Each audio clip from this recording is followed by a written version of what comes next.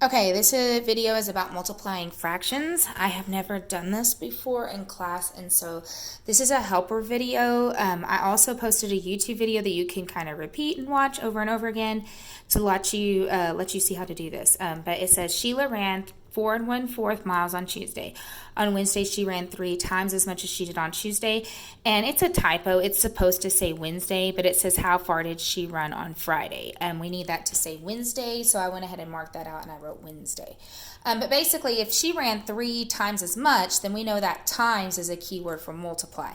So that means we are going to be timesing what she ran on Tuesday, which is 4 1/4 times 3 because she's running 3 times as much. Okay, so how would I work this? Well, first of all, if we're going to be multiplying these, we need them both to be in the same form. Right now, the 3 is a whole number.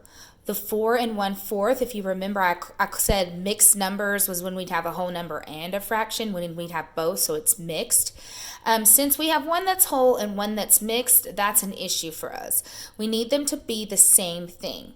So what I can think of to do only is to make them both look like fractions. That's the only way that I can make them look the same. Well, if you remember going around the world, I said when we want to change this from mixed to improper, we have to go around the world. Well, around the world, we would go 4 times 4 plus 1, and then go back and put it all back on top of 4. So around the world, 4 times 4 is 16, plus 1 is 17, and back where we came from would be 4. So around the world would turn 4 1/4 to 17/4. Now that turns that one into an improper fraction, which is a fraction, but it doesn't change the 3 into a fraction. Remember how I said anything over 1 is himself? Well, what we're going to do is we're going to make that 3 go over a 1 so that he turns into a fraction, but we know that 3 divided by 1 is still just a 3. It's just basically taking the 3 and making it look like a fraction. So now that we have them in the same form, now we can multiply. Well, the key to multiplying is numerators go with numerators and denominators go with denominators. Or in other words, tops go with tops, bottoms go with bottoms. So the top has got to hit this top, and the bottom has got to hit the bottom. Okay, well, 17 times 3, none of y'all know that on the top of your head. I'm your teacher, I know.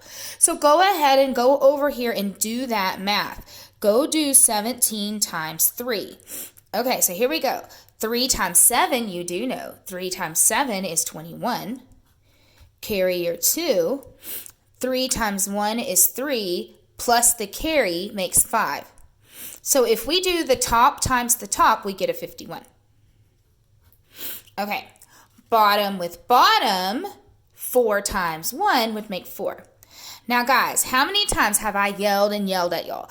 Do not leave a fraction improper. Well guys, that is improper. So are we ever going to say that that's our answer? No. And how do I change an improper fraction to mixed? I divide. So I'm going to go 51 divided by 4. Long division. 4 goes into 5 one time. 1 times 4 makes 4. 5 minus 4 is 1. Bring down your 1. 4 multiplies or skip counts into 11 twice. 2 times 4 makes 8. With a remainder of 3, and in fraction form we don't write R3, we go 3 over 4. Hopefully this is coming back to y'all as I watch it. So instead of telling y'all that the answer is 51 over 4, the answer is 12 3/4. So I'm going to go over here to the paper.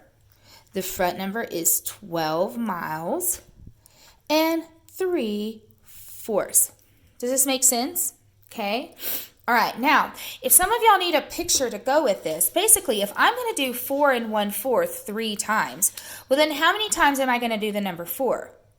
Oh, 3 times. So I'm going to go 1, 2, 3 of the 4s, right?